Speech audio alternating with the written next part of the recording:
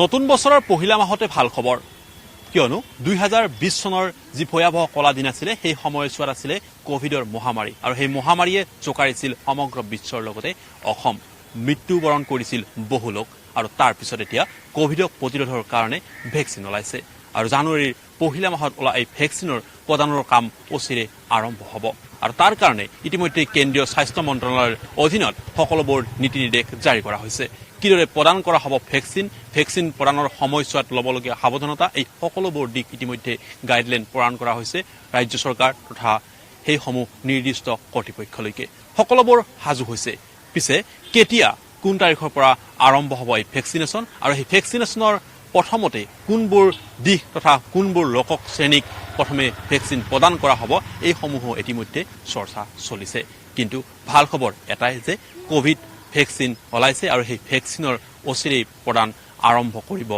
কেন্দ্ৰীয় স্বাস্থ্য মন্ত্ৰালয়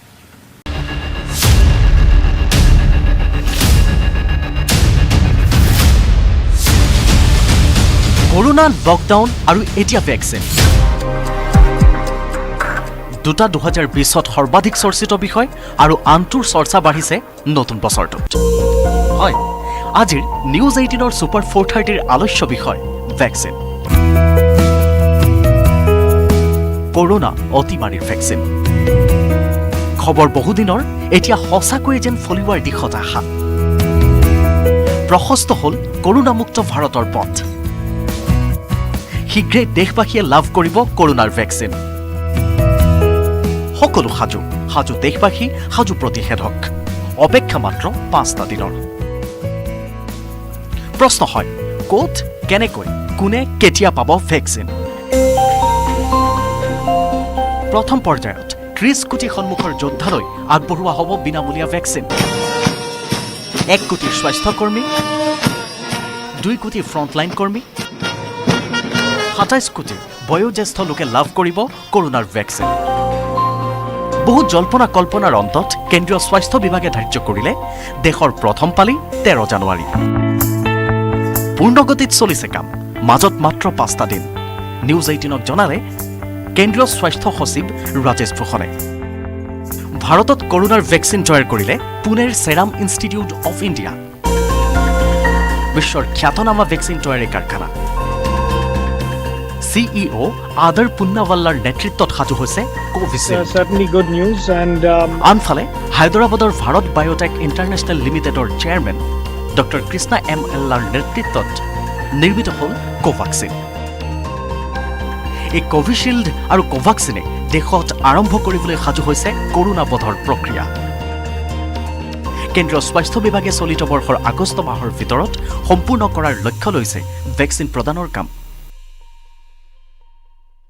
কিদৰে প্ৰদান কৰা হ'ব কোভিডৰ ভেকচিন এই সন্দৰ্ভত ইতিমধ্যে কেন্দ্ৰীয় চৰকাৰে প্ৰথম পৰ্যায়ত ৰাজ্যৰ 4খন ৰাজ্য বাছনি কৰিছিল আৰু এই 4খন ৰাজ্যৰ ভিতৰত অন্তৰ্ভুক্ত আছিল অসমৰ 2খনকৈ জিলা সেয়া হৈছিল শোণিতপুৰ আৰু নলবাৰী অনুশীলন ৰূপেই সেয়া কাৰ্যকৰী কৰা হৈছিল আৰু তাৰ পিছত দেখিব পোৱা গৈছিল যে সমগ্ৰ দেশৰ 119খনকৈ জিলাত ইতিমধ্যে ভেকচিনৰ যি এই অনুশীলন পৰ্ব সেই সম্পন্ন কৰা হৈছিল অন্তৰ্ভুক্ত আছিল কামৰূপ মহানগৰ জিলা আৰু কামৰূপ মহানগৰ জিলাৰ 3টাকৈ কেন্দ্ৰ সেয়া আছিল গুৱাহাটী চিকিৎসা মহাবিদ্যালয় খনাপুৰ হাস্পতাল আৰু খানাপাৰা প্ৰাথমিক স্বাস্থ্য কেন্দ্ৰ এই 3টাকৈ কেন্দ্ৰত বিশেষকৈ ভেকচিন কিদৰে প্ৰদান কৰা হ'ব আৰু ভেকচিন প্ৰদান কৰাৰ সময়ছোৱাত ল'বলগীয়া সাৱধানতা তথা তাৰ পিছত ল'বলগীয়া জিৰণি এই সকলোবোৰ দিশসমূহ আচলতে অনুশীলন কৰা হৈছিল চোৱাচিতা কৰা হৈছিল যে এটা ভেকচিন দিয়াৰ সময়ছোৱাত কিমান সময়ৰ প্ৰয়োজন হ'ব আৰু সেই সময় আচলতে এটা দিনৰ ভাগত কিমান লোকক ভেকচিন প্ৰদান কৰিব পৰা হ'ব এই সকলোবোৰ দিশ ইতিমধ্যে অনুশীলন সম্পন্ন হোৱাৰ পিছত এতিয়া মাথোন ভেকচিন প্ৰদান পৰ্ব কেতিয়া ভেকচিন প্ৰদান হ'ব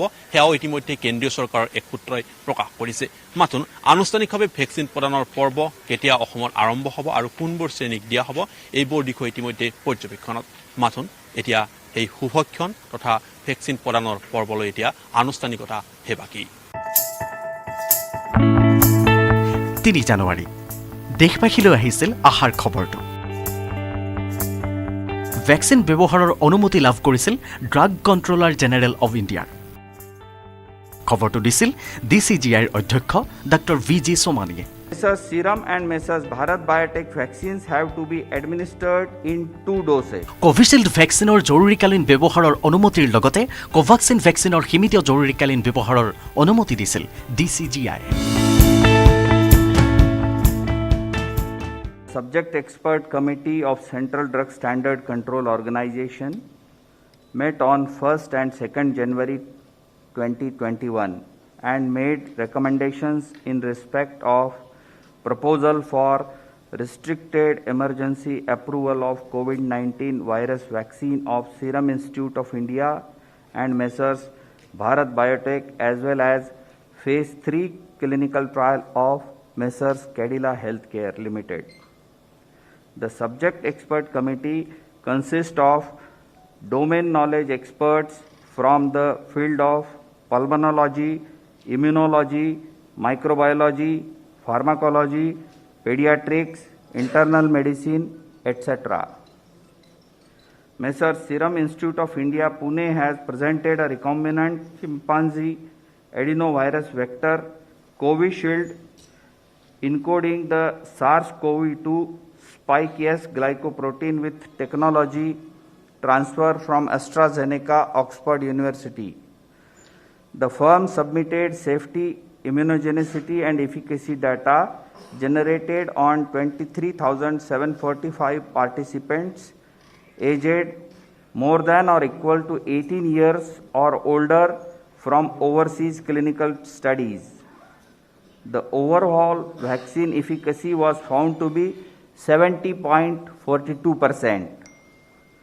Further, Messrs. Serum was granted permission to conduct Phase 2/Phase 3 clinical trial on 1,600 participants within the country.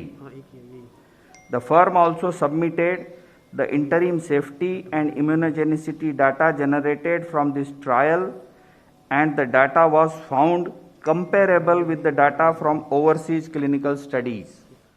Phase 1 and Phase 2 clinical trials were conducted in approximately 800 subjects, and results have demonstrated that the vaccine is safe and provides a robust immune response. The subject expert committee has reviewed the data on safety and immunogenicity of the vaccine and recommended for grant of permission for restricted use in emergency situation in public interest as an abundant precaution in clinical trial mode to have more options for vaccinations, especially in case of infection by mutant strain. After adequate examination, the CDSCO has decided to accept the recommendations of the expert committee, and accordingly, vaccines of Messrs. Serum and Bharat Biotech are being approved for restricted use in emergency situation, and permission is being granted to Messrs. Cadila Healthcare for conduct of Phase 3 clinical trial in India. Covishield Covaxin এই vaccine প্ৰদানৰ অনুমতিৰ পিছতে দেশবাসীক অভিনন্দন জনাই vaccine প্ৰস্তুতৰে জড়িত চিকিৎসক বিজ্ঞানীসকলক কৃতজ্ঞতা জ্ঞাপন কৰিছিল প্ৰধানমন্ত্ৰীয়ে। আনফালে ভাৰতবৰ্ষৰ কোভিড-19ৰ প্ৰতিষেধকক আদৰণি জনাইছিল বিশ্ব স্বাস্থ্য সংস্থা চমুকৈ হুৱে।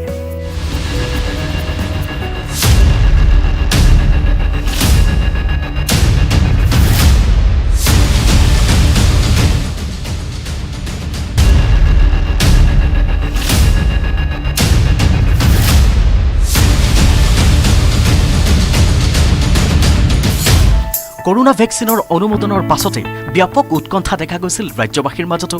কেতিয়াৰ পৰা প্ৰদান কৰিব এই কৰোনা ভেকচিন? প্ৰথম পৰ্যায়ত কোনে কোনে পাব এই লৈ চৰ্চা চলি থকাৰ মাজতে স্বাস্থ্যমন্ত্ৰী ডক্টৰ হিমন্ত বিশ্ব শৰ্মাই দিছিল আশ্বাস। মই ভাবো যে 2021 চনত আমি এটলিষ্ট ডক্টৰ, নাৰ্ছ, হস্পিটেল সব, টিচাৰ্ছ, পুলিচ আৰু ভালনাৰেবল ছেকশ্যনটোক আমি কাভাৰেজ দিব পাৰিম। যিকোনো সময়তে ৰাজ্যত উপলব্ধ হ'ব পাৰে কৰোনা ভেকচিন। চিকিৎসা কৰ্মীসকল বা হস্পিটেলত কাম কৰা ফ্ৰণ্টলাইন ষ্টাফে পাব।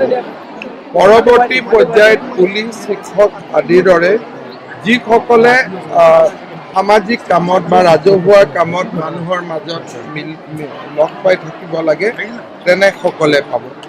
তৃতীয় পৰ্যায়ত যিসকলৰ ভালনাৰেবল ছেকশ্যন অৰ্থাৎ কোমৰ্বিডিটি আছে, বিভিন্ন লগত বেমাৰ আছে, কাৰোবাৰ ব্লাড প্ৰেছাৰ আছে, কাৰোবাৰ ডায়েবেটিক আছে, কাৰোবাৰ কিডনী বেমাৰ আছে, সেইসকলে এই ভেকচিন পাব।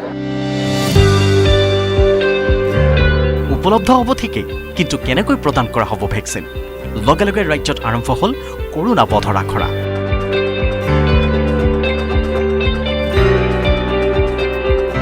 শোণিতপুৰ, দৰং আৰু নলবাৰী জিলাত কৰা হ'ল দুদিনীয়া প্ৰশিক্ষণ কাৰ্যসূচী।